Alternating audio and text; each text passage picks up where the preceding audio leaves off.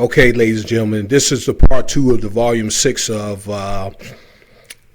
my history of plague series and quarantines. All right, I had to end part 1 because of time constraints, so we're just going to go on and pick up, all right, on this myriad of topics on this subject. So looking at Numbers 5, 1 through 4, okay, where they speak of those even children, all right, to be put out of the camp, okay. It just depends on if they leprosy, okay, based on the discretion and the determination of the cleanliness of the leprosy of the priests, okay. So they didn't want to do that, but quarantine again is used to it's tough love, but it's love, but it also protects the individuals that are not infected, and this is a way to try to keep the spread of leprosy down at the time.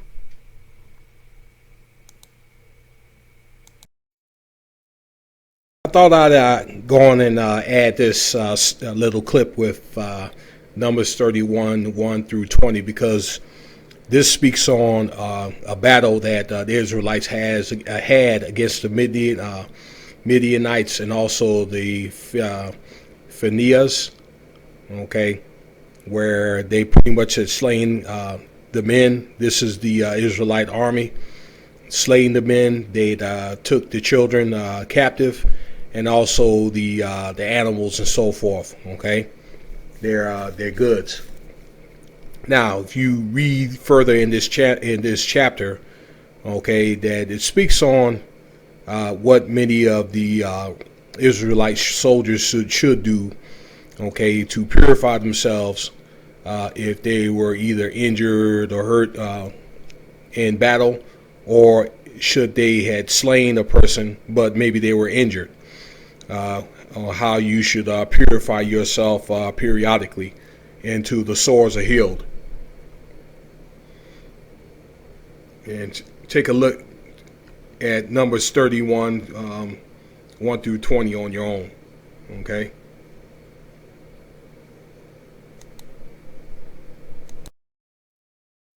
To add in Numbers 31, 1 through 20, that the chapter also speaks on those who work with animals, okay, if they like what they call now butchers, or if they shed goats and skins and so forth, as well as wood workers, because at the time those craftsmen did work with sharp objects, and they were exposed to blood or materials that they can be cut and so forth, okay, and expose the skin and blood and so forth.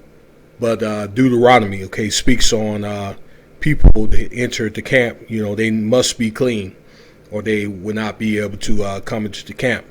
That they were required to wash themselves, okay, and wash themselves again. All right, and they have guidelines on how they should wash themselves.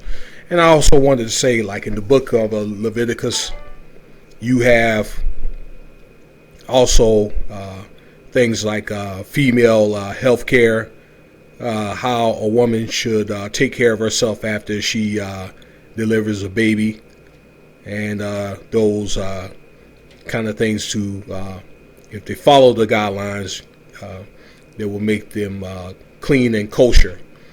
Okay, because it was considered that a woman was unclean because of the exposed flesh in the midsection. So it's very, very important that people should read those laws, the laws in Leviticus pertaining all that stuff.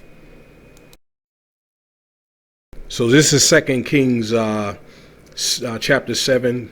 3rd through 4th verse, and I spoke on this actually in the famine series. If you can get a chance to look at those series, that when it spoke to of famine in Samaria and of four leprous men, okay, and that they were exiled out of the camp, okay, when prior to the famine, or when the famine was going on. All right, and I guess they were concerned if they were to live or to die or to be taken by the Syrians. At the time, the Syrians were making a lot of raids in northern Israel, and eventually northern Israel will be conquered. This was probably around, and I said this before, right around the 8th century BC. So you could take a look at this scripture, and also feel free to look at volume 6 of my series pertaining famine. So this is a scripture on 2 Kings 15, chapter 5th verse. And I'm going to look at the New King James Version, and I'm going to look at another version, a cross-reference, okay, right here. And you could look that up on your own, where it says, "Then the Lord struck the king, so that he was a leper the day of his death. So he dwelt in an isolated house, and Jotham, the king's son, was over the royal house, judging the people of the land." This is also cross-reference, okay, that as long as he has the infection, he remains unclean. He must live in the camp alone, okay, in his own place. So leprosy, this goes to show not only that this king was quarantined, but this could happen to anybody as far as the leprosy, and so as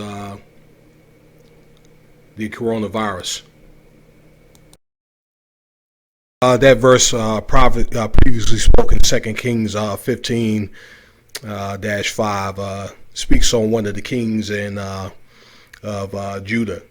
But this is an interesting passage right here in Chronicles 26, chapter 16. That's Second Chronicles, that is 26, 16 through 21. This speaks on. This is when actually where Babylon had conquered North Israel, and the Israelites were sent back to Babylon. And I do remember writing a discussion on this passage where it's King Uzziah, okay, where actually God had helped build back up Babylon, and some of that with the help of the Israelites. And Uzziah was feeling himself. Okay, he did not forgive or did not venerate the Most High. So therefore, he was also stricken. Okay, he was stricken and with leper, sent out. Okay, of the camp, and he was crawling like an animal. All right, so had hair growing out, long hair growing like an crawling. Okay, in the marsh. And he remained a leper to the day of his death. If you look at verse 21. All right. So the Most High, he has the ability to bring the most powerful down to their knees. So this is a very interesting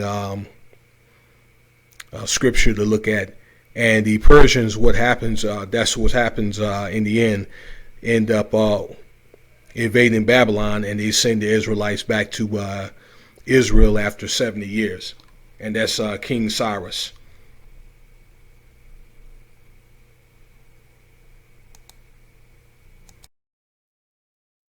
And to finish things off, I just thought I could leave you with a scripture of the day in Job 1, first chapter, 21st verse. And I believe that Job had went through a certain tribulation where he lost his children and his land, okay, to different storms and stuff, and raids of the Chaldeans. But he said, okay, naked I come out of my mother's womb, and naked shall I return thither. The Lord gave, and the Lord had taken away. Be blessed in the name of the Lord. So he was already a God-fearing man, but he didn't understand why those tribulations happened to him.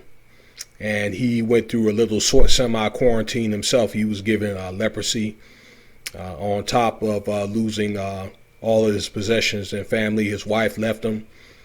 Okay, but the Most High came, and basically he said that he is in control of all things. And if he were, this is Job, okay, is to keep the faith in the Most High, then he would bless him even more. So at the end of the day, Job had twice as many animals and possessions that he has or had at first. And he was also given 10 kids, grandchildren, and great-grandchildren, and he lived to be 140 years old. So again, he went through a little quarantine himself, and that may be quarantine as a opportunity to observe yourself. Okay, maybe work on certain areas, and then for the most part, get back in love or closer to the Most High, because he does things for a reason. Similar incident happened with Jonah when he was swallowed by a whale. Okay, where he basically had to get humble. Okay, Miriam. Now, this has happened to characters in the Bible. And quarantine is not always a good thing. Okay, it's maybe embarrassing, but it's humbling. People that know others that are quarantined, please show love and love thy neighbor, as they say. So that's pretty much it on that. If you like this video, feel free to subscribe and share with your friends. And stay tuned for the next segment. All right, thanks for listening.